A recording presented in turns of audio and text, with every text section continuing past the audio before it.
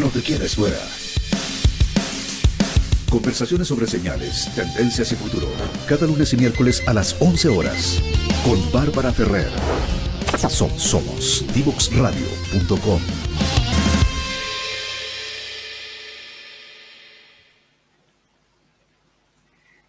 Estamos de vuelta en Frecuencia Memética con nuestra invitada de hoy, Leila Cárdenas, decana de la Facultad de Ciencias de la Universidad Austral de Chile.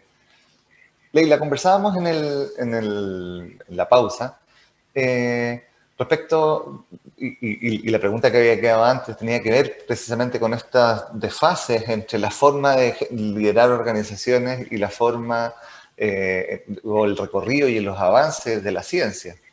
Avances que están tirando al mundo nuevas realidades, que están complejizando el mundo en el que vivimos y por lo tanto van requiriendo nuevas formas de gestionar, pero eso tiene una inercia que es muchísimo más dura.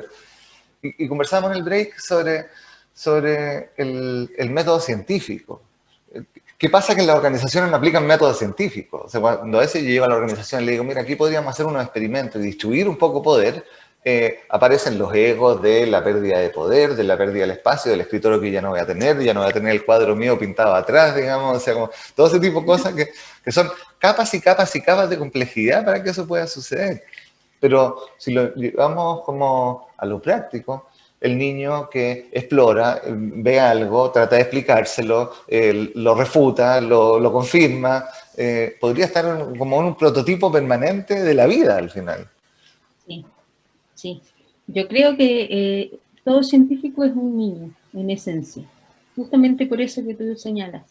Un aspecto importante de la humanidad es la curiosidad. Yo creo que si algo nos define distintos del resto de las especies, es nuestra capacidad, o esta capacidad de hacernos preguntas, pero además esta capacidad de razonar estas preguntas. Y eso tiene una base, que es el método científico, por lo menos para mí, mi forma de ver la vida y probablemente debido a mi formación, ¿no es cierto? Cuando uno hace este análisis del mundo, en general busca o observa patrones, se plantea verdades que en realidad no son verdades, son hipótesis, ¿no es cierto? Haces algunos experimentos, ensayos, que no necesariamente son en el laboratorio, porque yo te dije, yo soy ecóloga, entonces en mi experimentación es en terreno, es afuera de los laboratorios, y probablemente de ahí saco otra verdad, pero que yo sé que es una verdad que va a volver a ser cuestionada, porque tiene que ser así. ¿Ya? Entonces, en general, y es lo que yo por lo menos cuando converso con mis estudiantes, es cuando uno hace ciencia, lo que genera son nuevas hipótesis. Claro. Yo no busco llegar a la verdad absoluta. O sea, el día que lleguemos a la verdad absoluta, si es que existe, se me acaba la pega. Así es sencillo.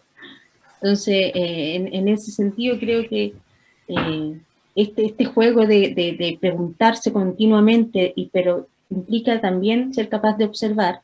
Volvamos de nuevo a la escucha, ¿no es cierto? Y volvamos a la sistematización de un método que permite que uno vaya creciendo en información de manera sistemática, pero también de manera objetiva. Eso es lo que yo veo en la ciencia.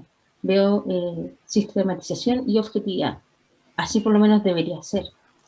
Y cuando tú planteas como el fenómeno de la objetividad, digamos, ¿cómo se puede? Porque también la ciencia ha demostrado que el sujeto, digamos, es la persona que declara de alguna forma lo que está viendo y de ahí entramos en un espacio intersubjetivo permanente.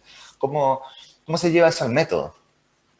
Sí. Porque una de las cosas que aparece mucho en las organizaciones esta conversación de la objetividad, seamos objetivos, y lo objetivo también en esa línea, no en la línea de la ciencia, pero en esa línea construye lo obvio y lo que el otro debería saber porque es obvio, como la ley que se presupone conocida por todos, y por lo tanto, dado que es obvio, porque es objetivo, todos podríamos acceder a eso. Y ahí aparecen todas las descoordinaciones organizacionales de yo entendí que, yo creí que, a mí me dio miedo preguntar, no me atrevía, que el método científico pone otros pasos entre medio. Porque esto lo que busca, de alguna forma, es ese tipo de objetividad que estoy hablando ahora, es como tener certezas para poder moverse. O sea, como que está permanentemente en la búsqueda de llegar a declarar certezas.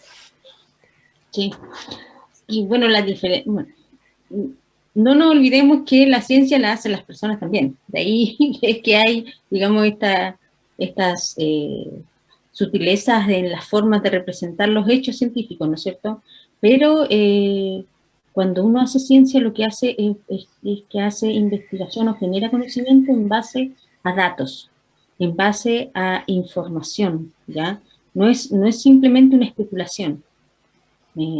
Yo podría tener un set de datos, un set de información, temperatura, salinidad, no sé, y decirte, mira, existe evidencia por la temperatura, porque la temperatura está aumentando, que hay un calentamiento global, y esto podría afectar a las especies, no sé qué. Pero claramente eso es especulación. Yo necesito tener experimentación, generar datos, ¿no es cierto?, que me permitan corroborar esa especulación que te acabo de hacer. Y es algo que por eso los políticos también se han demorado 20, 30 años en creer O sea, reaccionar, en claro. el cambio climático, ¿te fijas? Porque además los científicos tenemos eso también, que nunca o muy pocas veces damos algo por hecho. Conozco gente que dice, ya, pero dame el dato. Pero mira, este dato es X, pero bajo esta temperatura, bajo estas condiciones, porque yo no te podría decir si esto se va a perdurar. Y eso creo que es algo también que generalmente a las personas que toman decisiones sin ser científico, digamos, pero usan esa información, es lo que más les cuesta. Que como la ciencia va cambiando, porque se va haciendo constantemente preguntas, es muy difícil tener verdades absolutas desde la ciencia. Y bueno, eso no la hace mala, sino que al contrario, permite de nuevo que vayamos evolucionando y buscando nuevos caminos, ¿no? Creo que, bueno, esta crisis social, esta misma pandemia, es los mismos hechos políticos digamos, sociales que han ocurrido en los últimos 10 años han demostrado que la humanidad no puede ser una humanidad estática, con un solo objetivo, ¿no es cierto? Y por eso se ha vuelto a mirar la ciencia. Y ahí, en ese sentido, como esta lógica de verdades momentáneas, de verdades parciales, de alguna forma, que se van construyendo, tiene harto que ver con cómo suceden los procesos evolutivos, que son de integración y trascendencia, de alguna forma. O sea, es un proceso en construcción permanente en el que se van agregando capas. Entonces, la física de Newton sirve para construir casas, pero probablemente no sirve para descubrir hoyos negros, digamos. O sea, entonces, y no quiere decir que haya estado mal, sino que era insuficiente si es que se amplía el campo que empezamos a mirar. Entonces, cuando aparecen fenómenos como el COVID, por ejemplo, desde la mirada organizacional, que es el mundo en el que yo más me muevo, nos ponen el tremendo desafío de cómo lideramos una cosa que tiene ese nivel de interdependencia, siendo que estamos acostumbrados a lidiar en parcelas. Entonces, ¿cómo se toma una decisión ahí? Con un presidente como el de Brasil que dice, bueno, la gente se tendrá que morir y listo, digamos, y ya, ¿qué hago? ¿Cierro la frontera? O sea, y ahí, ¿cómo tomo decisiones sin tener a la ciencia de la mano? Porque si no, si lo hago pura creencia, terminamos en el medioevo y terminamos como el Papa que dijo que los gatos eran satánicos y terminó llegando la plaga de ratas, digamos. O sea, como esas visiones lineales frente a problemas complejos. Sí. Entonces, ¿cuáles tú veis que son las pistas que desde el inicio de la conversación, digamos, desde el liderazgo femenino también se puede aportar ahí? Porque también las preguntas de la ciencia vienen con sesgos. Vienen con un sesgo cultural de arrastre también de quiénes son los que preguntan y qué es lo que les motiva a aquellos que se preguntan y cómo se hacen las preguntas los que se preguntan, que no está solo en el método, tiene otras sutilezas culturales que no son nada menores. Sí. Por eso te digo, los científicos también son personas y se nota en eso que tú dices. Entonces, claramente, porque yo a eso le pondría también, además del tema de género, el tema de regionalización. el tema regional. O sea, claramente mis preguntas probablemente no son las mismas que tiene un ecólogo formado en la misma universidad que yo, con la misma historia, digamos, de educación, pero que hoy día se desempeña en el norte de Chile. Ojalá que no, o sea, difícilmente va a ser la misma pregunta o la misma forma de enfrentarse a un estudio. Uno en general, como quiere que su investigación quede puesta en un libro de evolución, de ecología, ¿no es cierto? Hay temas globales, sí, eso sí, pero cómo tú te enfrentas no es igual. Entonces, creo que ahí el aporte de nuevo de la diversidad, considerar esa diversidad es fundamental para lograr el desarrollo adecuado del conocimiento científico en Chile particularmente. Nosotros en Chile tenemos una ciencia bastante poderosa, con bastante influencia a nivel mundial, y creo que ahí no me siento, digamos, equivocada en decir que hay muchos científicos en Chile y científicas reconocidas a nivel mundial, que han logrado desarrollar, digamos, ciencia de la buena, ¿sí? Y ciencia con trascendencia. Pero también creo que que nuestra investigación, por cómo se ha ido formando, cómo se ha ido gestando, ha dejado de mirar su propio territorio. Hoy día, además de ecóloga, soy bióloga marina. En el mar, hoy día hay una cantidad de especies que no conocemos en Chile, o de las cuales sabemos demasiado poco. Nosotros no hemos sido capaces como científicos de generar un conocimiento adecuado que permita tener una pesquería sustentable, por ejemplo, en muchas especies.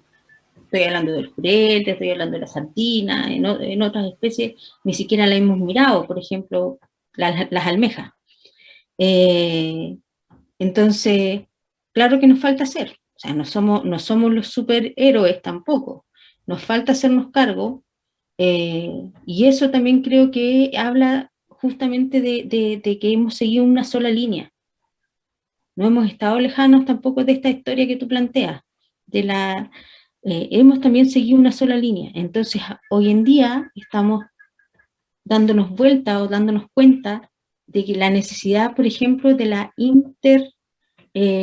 intercultura científica, que el bueno sería juntar un químico, un físico, un biólogo, y sentarlos frente al mar y decir, pregúntense ahí, claro.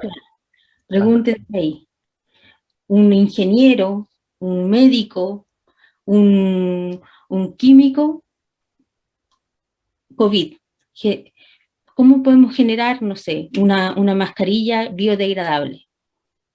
Siéntense ahí, conversen. Hoy día esa conversación entre distintas áreas temáticas creo que toma mayor sentido. Y por ahí también, de nuevo, género, regional, espacio geográfico, y ahora te sumé otra lista que es la de la diversificación científica, o sea, de las distintas áreas temáticas. Porque muchas veces, y es lo que nos pasa, el ecólogo habla con puros ecólogos y trabaja en su ecología. El físico habla con puros físicos, va a congresos de física. Y no, o sea, todo esto que ha pasado en un poquito tiempo, 2, 3 años, lo que nos ha mostrado es que nosotros necesitamos generar mallas, generar redes, para poder responder preguntas. Sí, y eso es súper poderoso en cuanto a que, por un lado, tú decías, claro, una persona formada en lo mismo que yo, pero que trabaja en otro lado, probablemente lo va a hacer de forma distinta. Y si lo vemos desde la perspectiva ecológica, tiene que ver con que está participando en un nicho ecológico que es distinto y por lo tanto el tipo de inquietudes, preguntas y cosas van a necesariamente ser distintos. Pero el reconocer eso y empezar a poder hacer ese juego incluso de a ver, ¿qué pasaría si este fenómeno lo miramos desde la física? Y ahora si miráramos este mismo fenómeno desde la química. Y empiezan a aparecer capas que están absolutamente conectadas, porque estamos observando probablemente el mismo fenómeno, pero que claro, cada uno ha querido ir solucionando su propia línea. Y en problemática, si lo llama el mundo social, esa complejidad que estamos habitando ya no da con andar solucionando las líneas de a una. Digamos, tenemos que empezar a hacer esta red, tenemos que empezar a hacer como que el asunto tiene una capa de poder, tiene una capa estructural, tiene una capa ecológica, y que son al mismo tiempo, no son separadas. Sí. Yo creo que ese es un desafío grande para el mundo científico, para poder, primero, poner ese insight, ¿ya? Porque no es un insight que se venga en el sentido común, y por otro lado, para poder poner su aporte en el centro, digamos, que pueda ser escuchado y que pueda ser utilizado, sabiendo que son verdades parciales, momentáneas, etcétera, pero es la mejor información que tenemos para tomar decisiones en este momento. Entonces, como ahí hay un trabajo que hace que el científico tenga que meterse a lo político, y no es menor la cantidad de científicos que se postularon a la convención. Sí, sí, ¿ya? Y también, bueno, estamos contentos también porque hay científicas también puestas ahí, sí, en la científicas, claro. Sí, sí, eso sí es súper bueno, y creo que también, y concuerdo plenamente contigo en que debemos ser parte de las políticas de la ciencia. Hoy día tenemos este ministerio muy nuevo, ¿no es cierto? Ministerio de Ciencia, muy nuevo, pero que necesita, y los científicos gritamos la necesidad de políticas de ciencia que nos permitan pasar los gobiernos, mirarnos de aquí a 20 años.